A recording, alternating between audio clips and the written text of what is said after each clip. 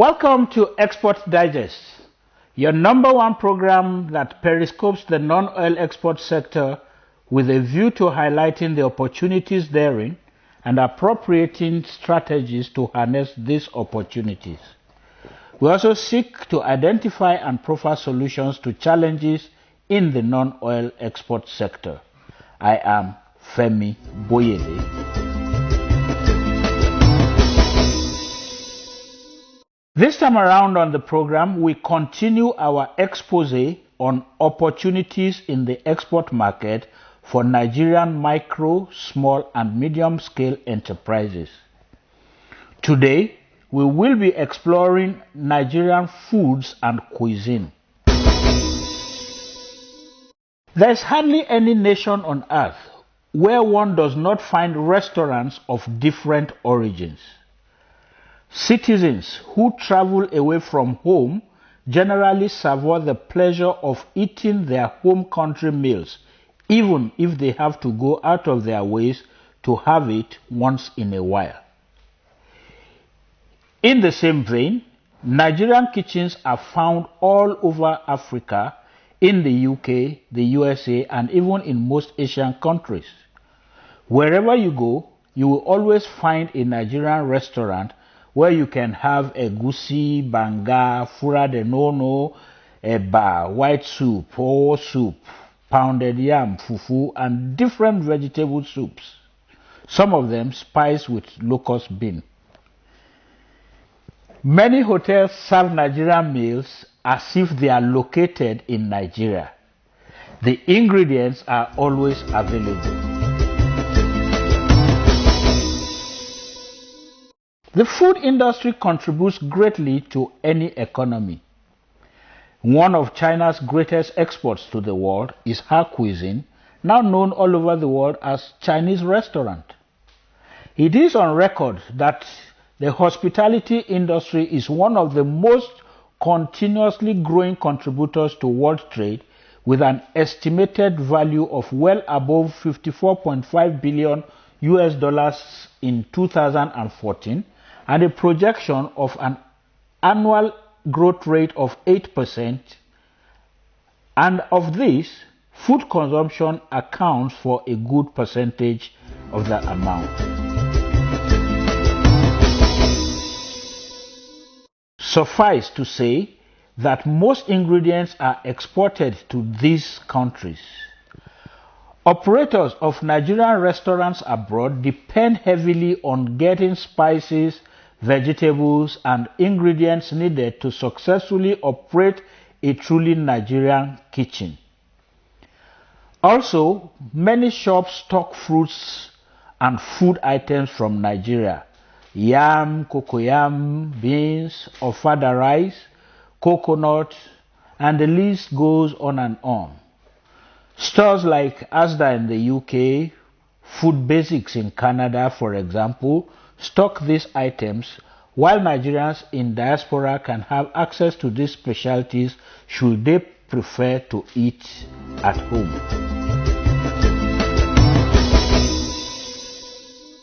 I have met friends from Nigeria whenever I traveled abroad who so long for home that a pot of ogbono soup could bring magic to a reunion party. Yam pottage, asaro, ewa agoyin, and the likes, when served at weddings of Nigerians abroad, bring an unforgettable touch of home to these occasions. That is how much appreciated our local dishes, food items, vegetables, delicacies, and fruits are, especially beyond the shores of our dear nation.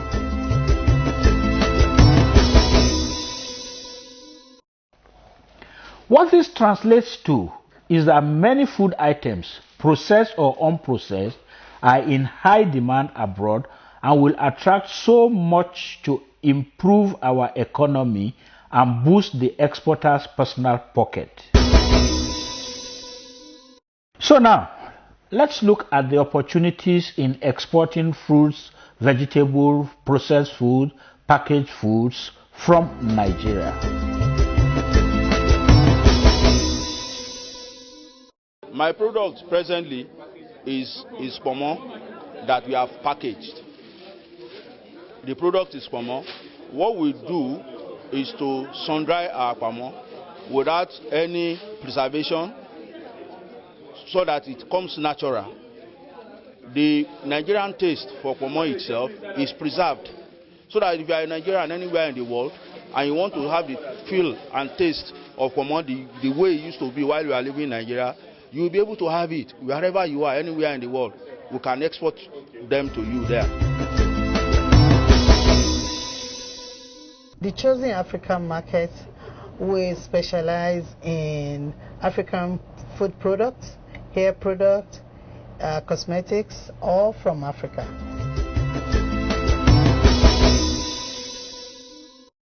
We're able to get enough produce from West Africa region, most especially from Cotonou, most from Douala, from Accra, from Cote d'Ivoire.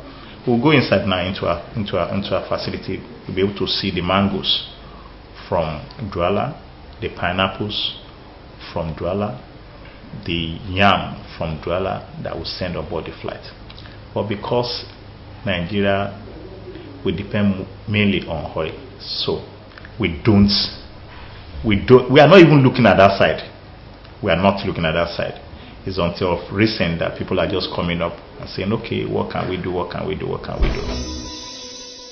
I go out, go into all these countries. We tell them, maybe your volume is low. Why are you not sending much this time around? You can imagine going to Cotonou, they send like 40 tons every week. So going there, you tell them 40 tons of pineapples every week on our flight, just only on DHL flight. So we don't know what they do, what they send with Air France or with other airline. But with DHL alone, they send 40 tons every week. So you can imagine maybe they reduce maybe to 30 tons. We go there to tell them, wow, why are you, but the question they will ask is this: what are you sending from your own country? Nothing. Yes, we're not sending anything from Lagos. We're not. So we then sat down, we felt that, okay, something that we need to do something about it. Not because people are not planting, because most of the time when you even go to the markets, you see a lot of produce being rotten. Go to my 12, you see a lot of produce there. Do you understand? So it's not as if we are not doing enough, but just because government is not looking at that particular side of the business, so people are not really exposed to it. So we try as much as possible to bring farmers together. We brought buyers from Europe 3 years ago, brought them to Lagos to meet. Maybe we'll be able to get something out of it. The past Minister of Agriculture was involved too, and he did his best to try as much as possible to ensure that we're able to get something out from Nigeria. Africa is a big continent, so I basically focused on sub-Sahara, West African countries, manufacturing the rices, jollof rice, stews with the oxtail and goat meat. We go across the continent to Ethiopia with the Dorowat sauce, Kenya, sukuma wiki. It's all packaged. People buy and take it home and enjoy. The African supplier wants to market their product to the U.S., and those who do make it into the U.S. get an increased demand, whereby they're now buying U.S. equipment. Yes, we're bringing it here. The U.S. also gets a chance to sell its product. Win-win for everybody.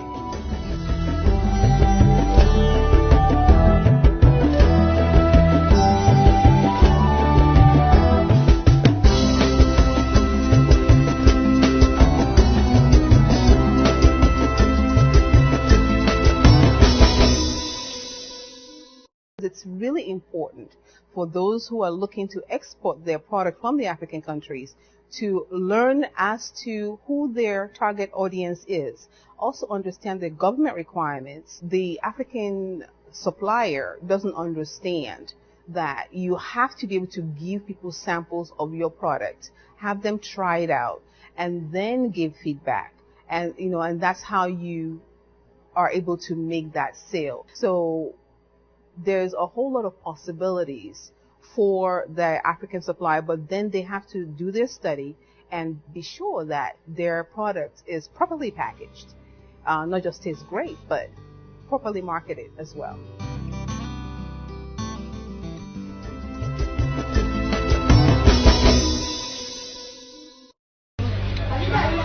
Grabbing a quick bite to eat Nigerian style. In Africa's most populous nation, when it comes to fast food, the appetite is for local cuisine. Western fast food has failed to dominate here. Instead, it's homegrown eateries like Mama Cass that rule. Charisse Onabowale, also known as Mama Cass, opened up the very first of these restaurants here in Lagos in 1983. 27 years later, such is the demand for her food, she now has 13 branches spread throughout Lagos and Abuja. But it's not just tummies here in Nigeria she wants to fill. She recently expanded to London. Nigerians love traditional food. They like to think of the food as coming from what they used to enjoy back home, what they enjoy with their mothers. We're not very adventurous when it comes to food, but we love to have a lot of, pepper, a lot of spices, the way mother used to cook it. And while she's been able to successfully tap into that bond and create a multi-million-dollar empire, she's also had to overcome some challenges. We don't have a consistent kind of supply of raw materials. Today you get the rice from China, tomorrow you get from Thailand. So when you begin to have changes in the kind of rice that you use, for instance, you begin to have variations in the recipe, in the taste. But in this London branch, customers aren't complaining. This is about much more than just food. It's also about enjoying a little piece of Nigeria. 2 to 5 years ago, Nigeria's fast food industry, at the best, was at infancy. Infancy because at about that time, things started opening up, and local participants were showing more interest because of opportunities that were coming up. And about that same time too, we were maybe just about 7 years old as a company, and we could see that a lot of activities were coming up in the industry, and then so many things have happened between then and now. And as we speak, other participants are still coming in, so the industry is still growing. Well, we're looking at about $700 million today, even though in Nigeria we don't have exact statistics. So what we do maybe at the best is to have what we call a guesstimate of what is happening.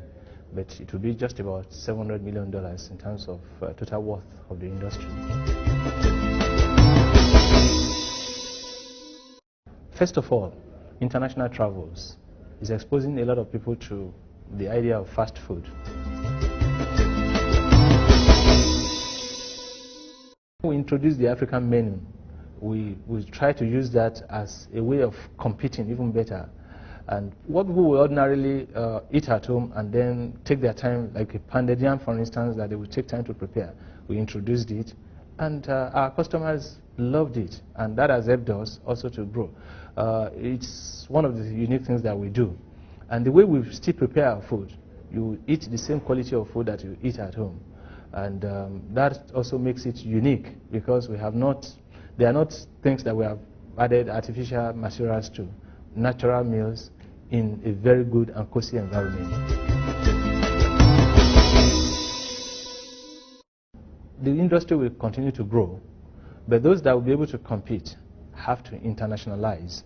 And we have also had international companies coming, especially on franchise basis, to participate in the market because of the potentials that are here.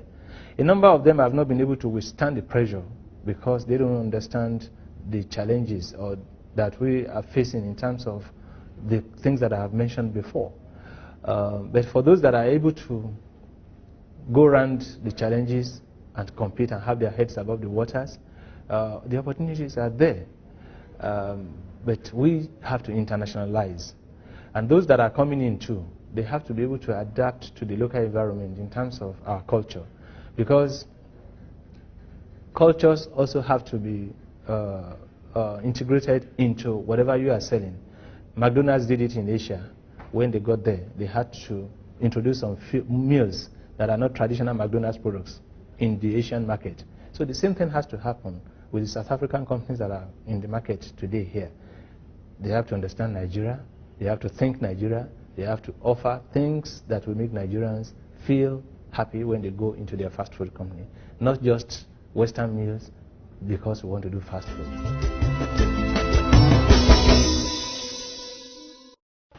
My name is Lukman Afolayan Mashood. I am the owner of Buka New York, the most popular African restaurant in New York. There's no food compared to Nigerian food. Anybody can cook goat, anybody can cook beef, but when a Nigerian man cook beef for you, you will see the difference. We always bring the flavor out of anything we cook, whether it's fish, whether it's beef, whether it's chicken, whatever we cook. It's a very distinctive that colonialism have not been able to change. So I'm very proud to say I present Nigerian food as it should be in New York.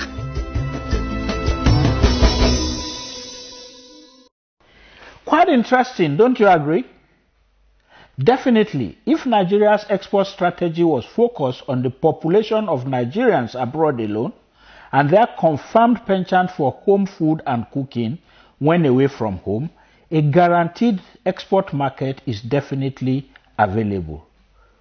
In subsequent episodes, we will guide you through the steps you must take to export Nigerian cuisine and foods to the different regions of the world. We make bold to say that it will pay you to stay with Export Digest. You may contact us directly also for more serious counseling on the subject.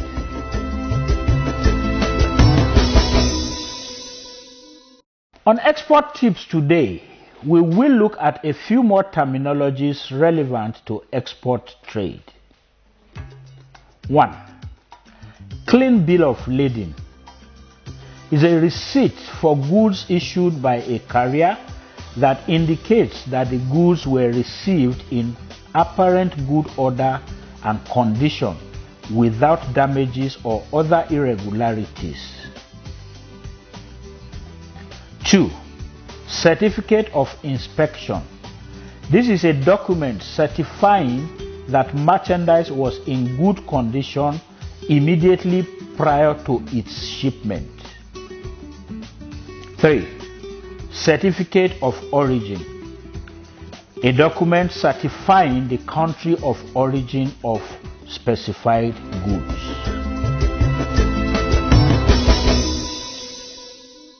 Now let us go to the Corporate Affairs Commission to learn yet another issue that enhances your business operation in Nigeria.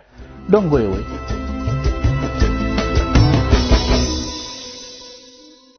The difference between a limited liability company and a business name are threefold.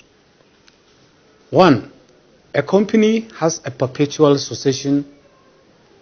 When we say a perpetual succession, we mean that with the death of its members, the company still remains an existing concern. But a business name dies with the death of the proprietor of the business name. So that is the issue of perpetual succession.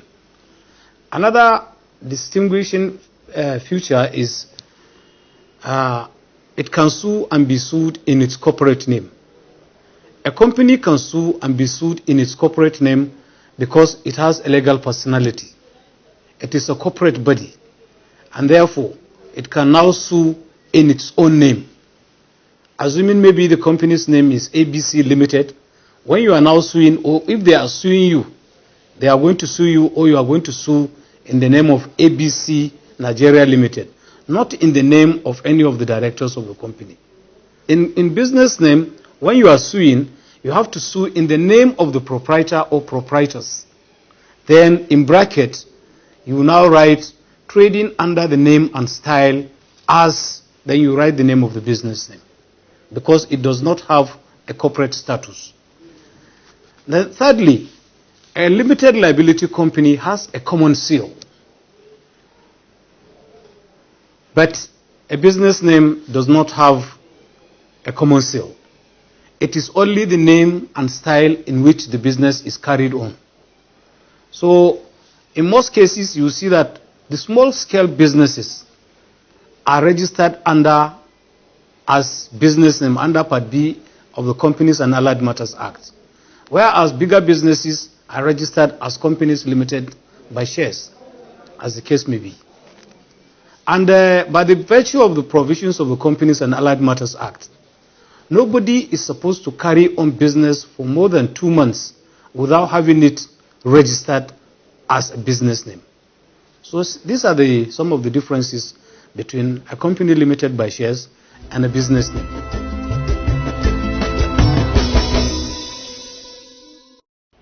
And now to the question of the day. The first correct entry gets a prize courtesy of Jaraja E-Commerce Limited.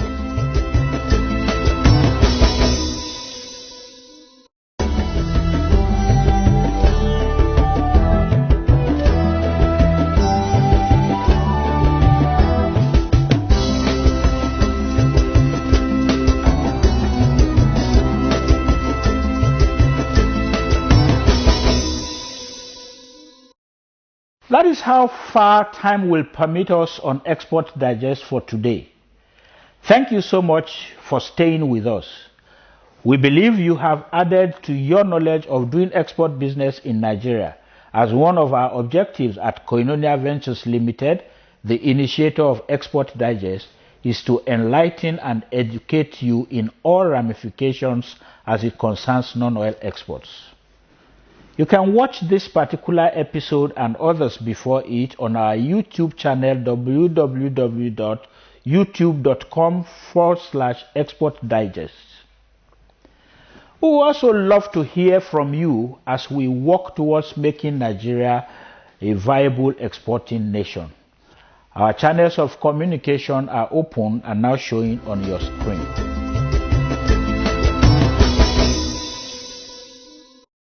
Of course, many thanks to our sponsors for their contributions to the development of Export Digest. You also can showcase your businesses, your goods and services on this program. Feel free to come on board by calling us today, and you will have value for your involvement with us. Join us same time on this same channel next week for another eye-opening package of Export Digest. I remain Femi Boyede. See you then, and God bless Nigeria.